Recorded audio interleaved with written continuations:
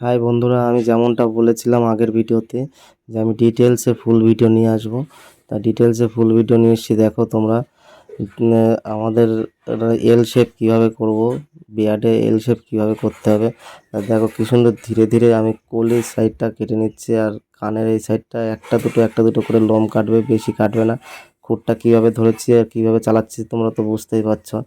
এইভাবে ঠিক চালাবে, 45 ডিগ্রি অ্যাঙ্গেলে তোমার খুর চালাবে, ঠিক আছে। কত সুন্দর করে আমি নিচের গলার অংশে রাউন্ডটা করছি। তোমরা এইভাবেই করবে, ধীরে সুস্থে, বেশি তাড়াহুড়ো করবে না, ধীরে সুস্থে করলেই হবে।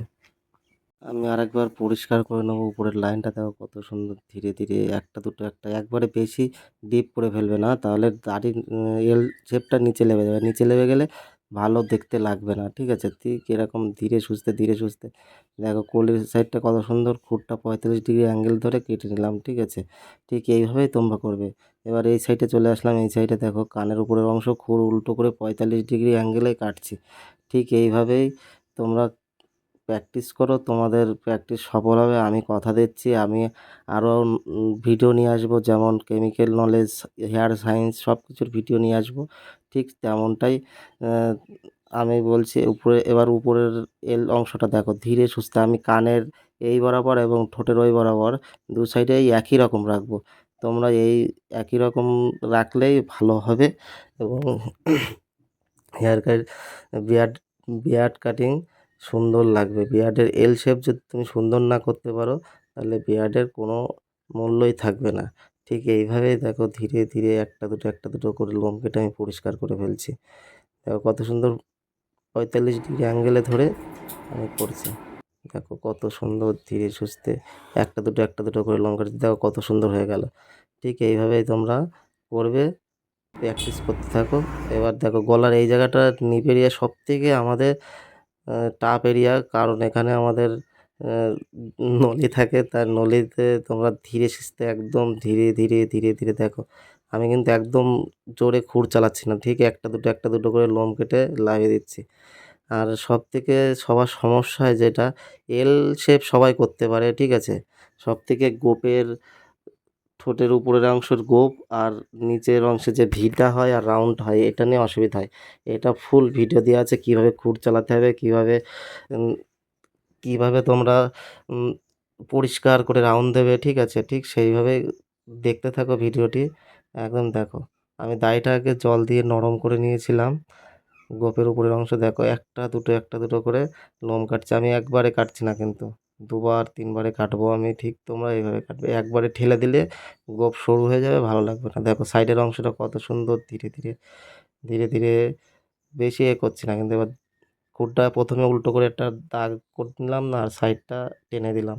ঠিক এইভাবেই দেখো ভি শেপে কি খুরের নিচের অংশ দিয়ে ভিটা করে নিচ্ছি, ফার্স্টে করে নিলাম। নেওয়ার পরে এবার গুলাইটা দিচ্ছি। গুলাইটা কত সুন্দর ধীরে ধীরে দেখো দিচ্ছি। এইভাবেই তোমরা প্র্যাকটিস করতে থাকো, তাহলে তোমরা সফল হবে। আমি কথা দিলাম তোমরা 100% হেয়ার কাটিং মাস্টার হয়ে যাবে, ঠিক আছে। হেয়ার কাটিং, বিয়ার্ড কাটিং, ঠিক আছে। কেমিক্যাল নলেজ, সায়েন্স, ঠিক আছে, সব কিছু তোমরা পাবে। ফেসিয়াল সব কিছু পাবে। তা তোমাদের দেখো আমি দেখাচ্ছি। দেখো খুরের নিচের অংশ থেকে দিয়ে ভি শেপটা করে নিলাম, দিয়ে আস্তে খুরের ডগাটা দিয়ে আস্তে আমি বেশি কিন্তু একবারে ডিপ করছি না। আমার কিন্তু চুল রয়ে গেছে, এখনও রাউন্ড কমপ্লিট হয়নি। ধীরে একটা দুটো করে দেখো কত সুন্দর হয়ে গেল। এরকম সিম্পল, একবারে বেশি ডিপ করবে না। খুরটা আমি কীভাবে চালাচ্ছি, একটু টেড়া করে ধীরে একবারে ঠেলে দিচ্ছি না কিন্তু, মোড় দিয়ে চালাচ্ছি। ঠিক সেইভাবে চালাবে। দেখো সাইডের অংশটা করে নিলাম। আর উপরে হালকা আঙুলটা দেখেছো তো, উপরের বাঁ হাতের আঙুলটা একটা ঠোঁটের নিচে আর একটা ঠোঁটের উপরে দিয়ে টানবে, টানলেই পুরো জায়গাটা ফাঁকা হবে। কাস্টমারের কিচ্ছু করতে হবে না, সব তুমি নিজে থেকেই করতে হবে। ঠিক এইভাবে বাঁ হাত ঠিকঠাক রাখলেই তুমি সঠিক হবে। দেখো গোপটা কত সুন্দর সেট হয়ে গেছে। এখনও সাইডের অংশগুলো আমি একটু ছাঁটবো, তোমার পরিষ্কার করার জন্য, সুন্দর তীক্ষ্ণ দেখার জন্য, ঠিক আছে। দেখো এই গোপের লোমগুলো খানিকটা সাইডে নিলাম, আর এই দেখো কত সুন্দর তীক্ষ্ণ হয়ে গেল। এরকম তীক্ষ্ণ হয়ে যাবে, ঠিক আছে। তোমরা কাজ করো, ধীরে সুস্থে করবে, যেভাবে দেখাচ্ছে। দেখো কাউচে আমি কীভাবে দেখছি, একদম সোজা 90 ডিগ্রি অ্যাঙ্গেলে ধরলাম, ধরে তোমার কেটে দিলাম। তারপরে ঠোঁটের অংশগুলো এক্সট্রা লোম যেগুলো ছিল সেগুলো আমি ছেঁটে দিচ্ছি, যেখানে ছোট বড় আছে, ঠিক আছে? একটা দুটো করে, বেশি বেশি একবারে চিরুনি ঢুকিয়ে খপাস করে কেটে দিলে কিন্তু সব ছোট হয়ে যাবে, ঠিক আছে? আমি দেখো সাইডের এরিয়াগুলো, বিয়ার্ডের সাইডের এরিয়াগুলো ছোট আছে, আর মাঝখানের অংশটা একটু বড় রেখেছি, তাতে দেখতে বেটার লাগে লুকটা, ঠিক আছে? দেখো কত সুন্দর ফিনিশিং এসছে, ঠিক আছে? এবার আরেকবার করে আমি খুরটা চালাচ্ছি এই কারণেই, যাতে উপরের স্কিনটা পরিষ্কার দেখতে লাগে, ঠিক আছে? দেখেছেন পরিষ্কার কত সুন্দর লাইন দেখতে লাগছে? ঠিক এইভাবে। আমি কিন্তু একটু কাটছি না, একটা লোমও কাটছি না। আমি শুধু উপরে যেটা কেটেছিলাম সেটাই পরিষ্কার করলাম, যাতে আমাদের যে দাগটা আছে বিয়ার্ডের এল শেপের দাগ, রাউন্ড শেপের দাগ, প্রত্যেকটা যেন ক্লিয়ার আসে।